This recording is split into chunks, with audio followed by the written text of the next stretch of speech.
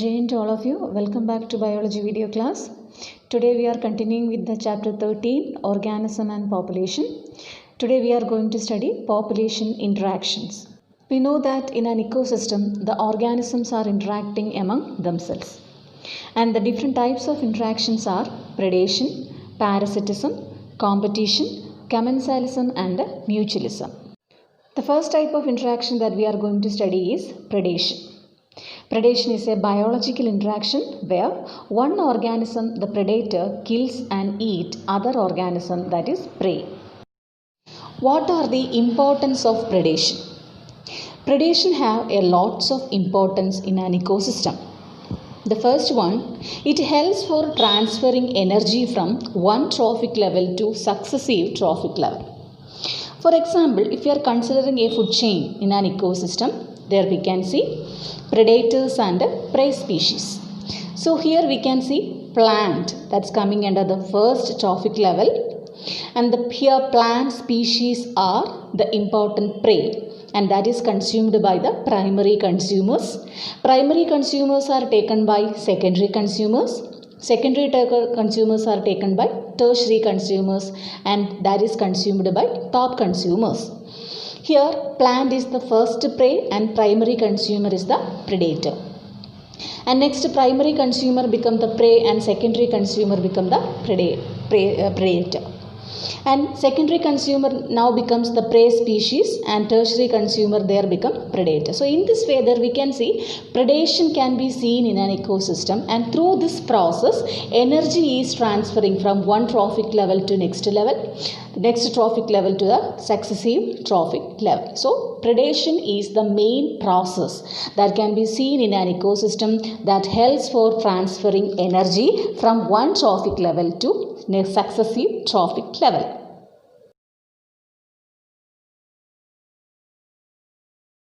The second importance of predation, it acts as a biological control method. How predation helps to maintain or act as a biological control method? So it can be explained with the help of an example. The example which is given in your textbook is prickly pear cactus. Here the cactus acts as the prey, and this prickly pear cactus which was introduced to Australia in the early 1920s, and this caused a havoc bite spreading rapidly into millions of hectares, and this cactus becomes a weed in that area. So due to its rapid multiplication, this cactus became a weed in the Australian land. So this cactus was brought under the control only after a cactus feeding moth. So moth is a small butterfly like structure that you know. So here the predator is moth. So when this moth has introduced to that field, what happens? This moth began to consume this cactus. As a result, its number has decreased. So in this way, this moth has introduced or both act as a biological control method in order to control this particular weed.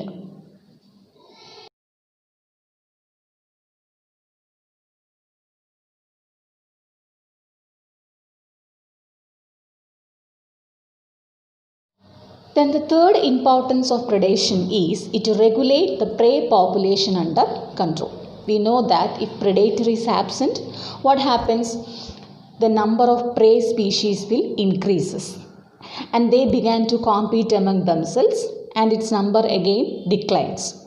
So in order to maintain the prey population number in a uniform level, this predation is very, very important.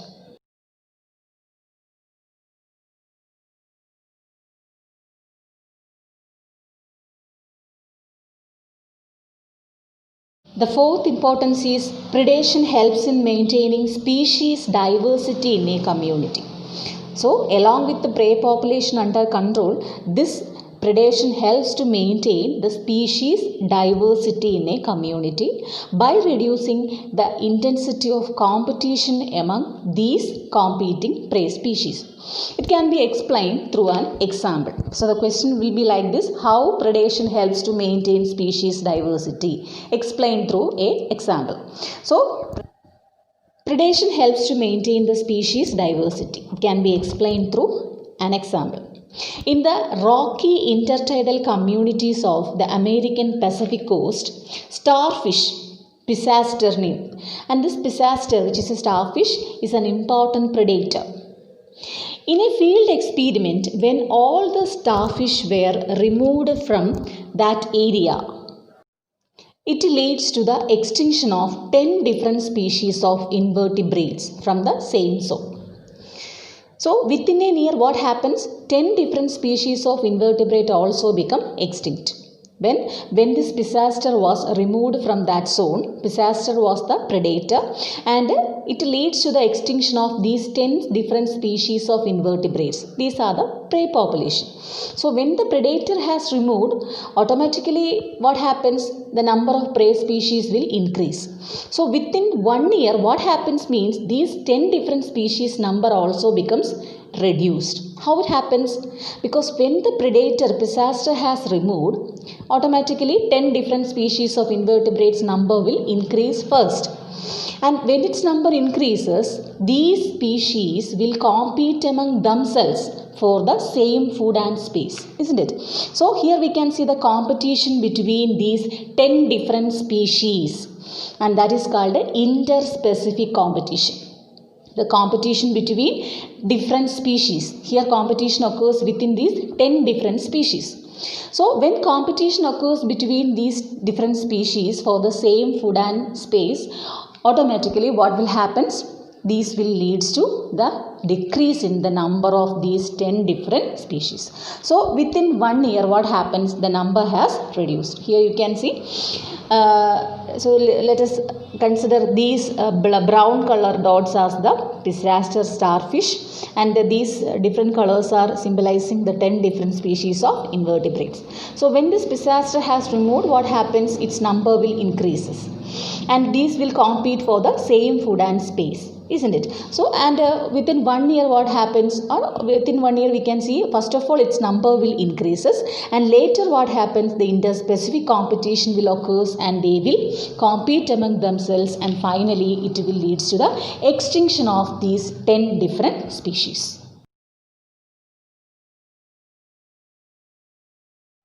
Then comes another important question: why predator in nature are said to be prudent? Prudent means wise. The predator should be a wise person. Why? So the answer is, if predator is too efficient, the predator may be too efficient. But if the predator is over exploiting its prey species, that means it began to consume the prey species without any limit, what happens?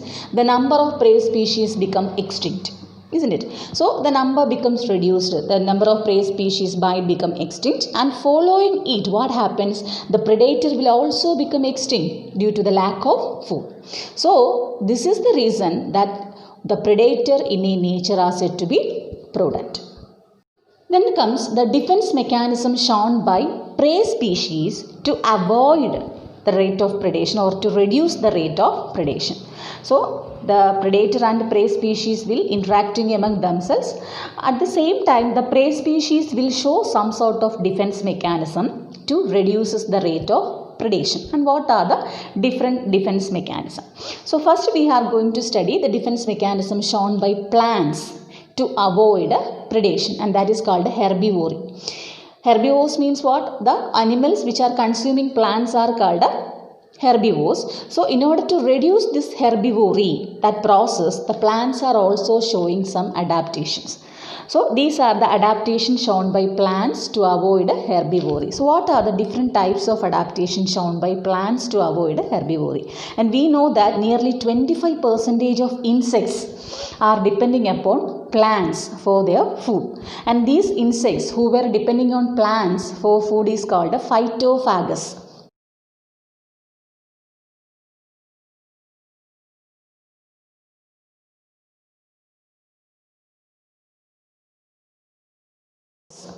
Phytophagus means insects which are feeding on plants.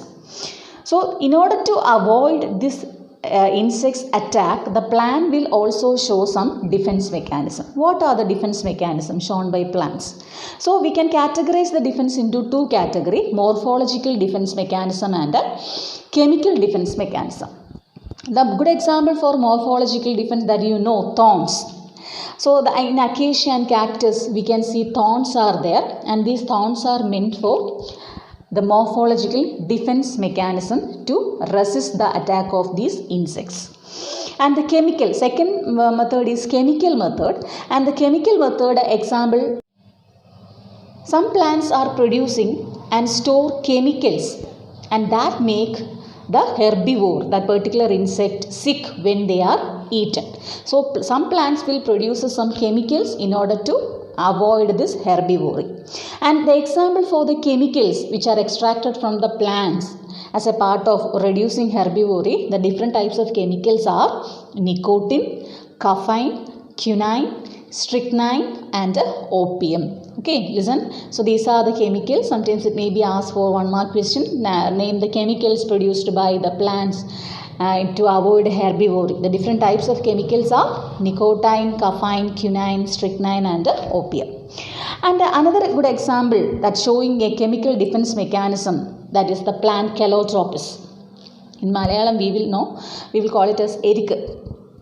Okay, so plant Calotropis that produces highly poisonous cardiac glycoside. See, this is an important question. How this Calotropis is avoiding herbivory? In different way the question may be asked. So how this Calotropis is avoiding herbivory? So Calotropis is avoiding this herbivory by producing a cardiac glycoside. The name of the chemical is cardiac glycoside, which help these plants to avoid from browsing from the cattle and goats. Next comes the defense mechanism shown by animals. Animal prey species. What are the different types of mechanisms shown by the animal prey to reduce the predation? The first one is some species of insects, that is grasshopper and frog, they are cryptically colored, and that mechanism is called camouflage. That's to avoid being detected easily by the predator. We know that grasshopper, its color is green and they are living inside, or can be seen in the green leafy parts. So that color helps this grasshopper in order to avoid easily detected by the predator. So that phenomenon is called camouflage. Example is monarch butterfly. This butterfly is highly disastrous to its predator. Predator is a bird. And why it becomes highly disastrous? Due to the presence of a special chemical which is present in its body. So that chemical is harmful to its predator, which is a bird. And what is the interesting factor behind this one is, this butterfly acquires this chemical during its caterpillar stage by feeding on a poisonous weed. By insecting or by feeding a weed, this chemical is entering inside the butterfly during its caterpillar stage. These are all about predation.